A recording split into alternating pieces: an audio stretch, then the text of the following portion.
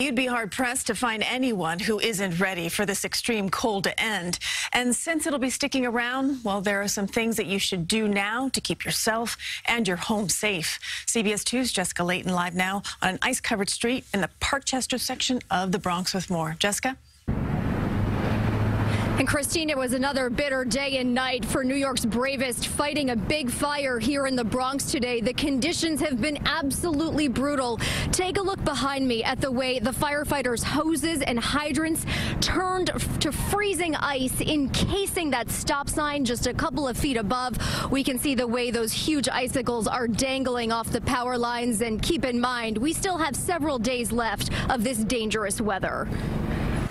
Bundled up in all 5 boroughs on what is now night 8 of one of the most uncomfortable cold snaps these city residents can remember. It's the worst winter I've seen. It's brutal. Will Detlefson was frozen to the core trying to get into this Trader Joe's on the Upper West Side. With temperatures in the low 20s and snow in the forecast, the only thing that seems longer than this line is the wait for the warm-up that's still days away, which means no rest. Nonstop. No, nonstop. For plumbing and heating experts like the professionals at Petrie's, making more house calls than they can count during this deep freeze. People are not getting heat where they normally do, or the frozen pipes, they start to happen. It's been constant. Mike O'Brien is reminding homeowners to keep warm air flowing all throughout the home. Know how to turn off the water in the house in case a pipe does burst. And he's warning against using external heat to thaw a pipe.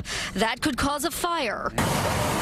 And there have already been several disasters in the cold since Christmas. Firefighters in the Bronx were back to a scene of fire and ice today, fighting flames at this furniture store and apartment building in Parkchester. Thick icicles hung off power lines and fire escapes iced over as tenants tried to save themselves and their families. I just felt scared, very scared.